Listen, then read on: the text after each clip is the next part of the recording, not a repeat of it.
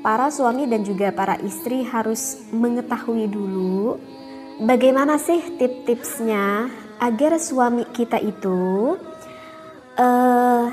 bisa melakukan berhubungan dengan optimal seperti itu. Jadi ada beberapa tips yang ingin saya sampaikan. Jadi sebetulnya penyebabnya itu banyak bisa kita ketemui.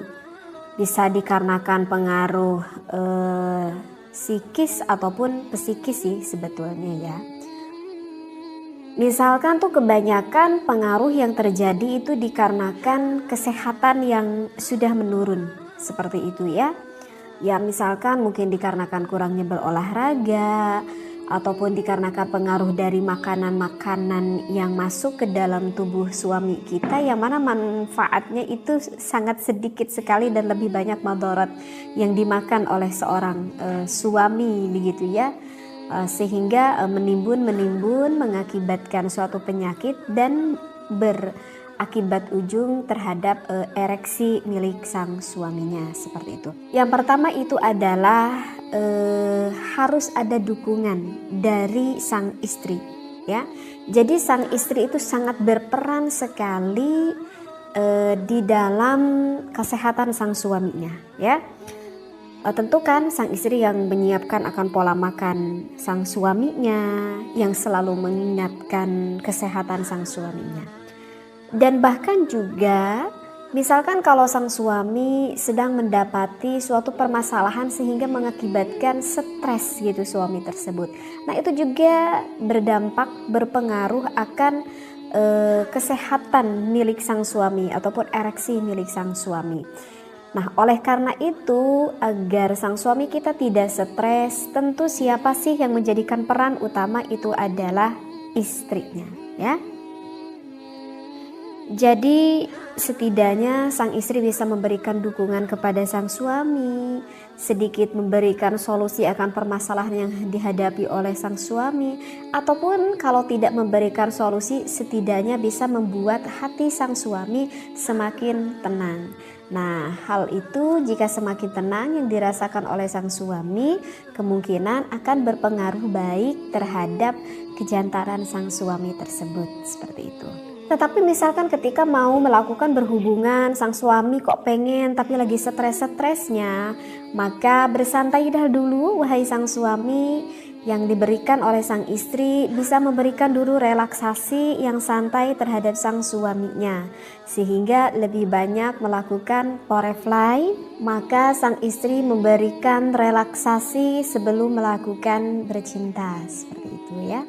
Nah itulah mungkin untuk tips yang pertama. Sekarang tips yang selanjutnya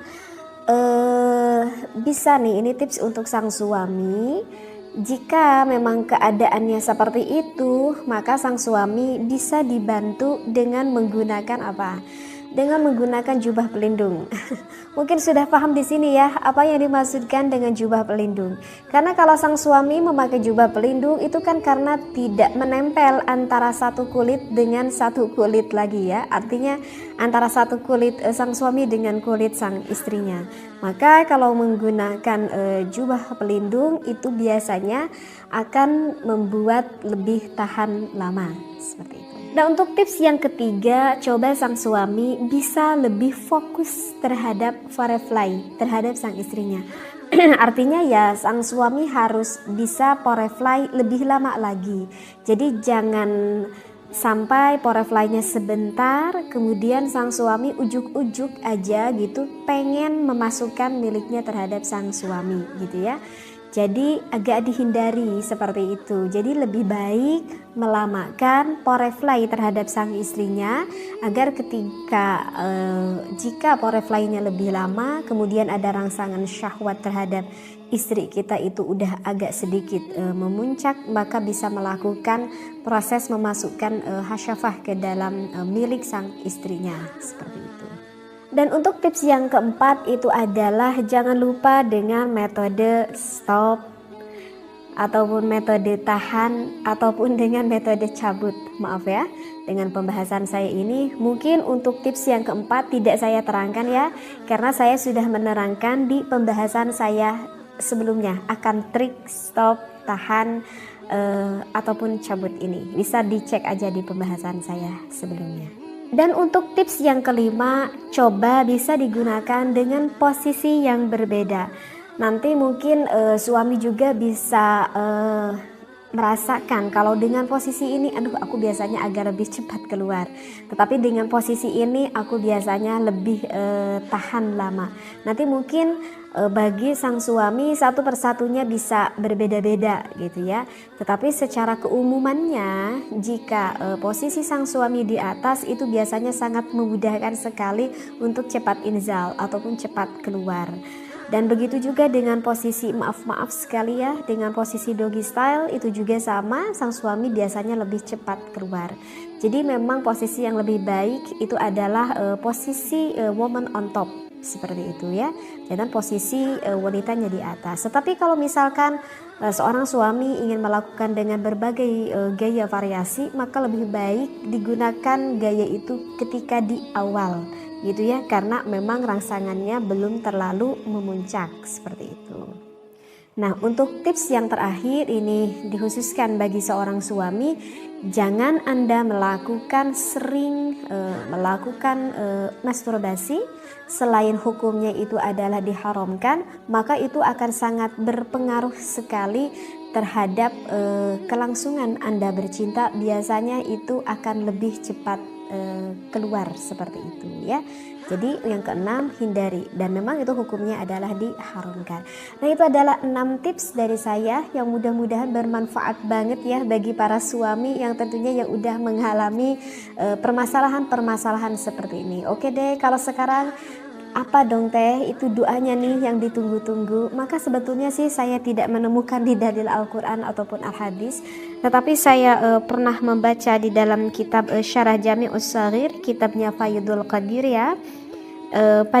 Di kitab itu dikatakan ada seorang tabi'in, Ibnul Muqaddir, beliau berdoa kepada Allah, yang mana beliau berdoa kepada Allah itu diniatkan untuk melakukan doa tersebut untuk hal yang positif, karena beliau itu sangat ingin sekali memuaskan akan nafsu ataupun hasrat sang istrinya. Maka doanya adalah bisa ditulis ya, kemudian nanti bisa dihafal karena doanya juga cukup pendek dan mudah sekali untuk dihafal.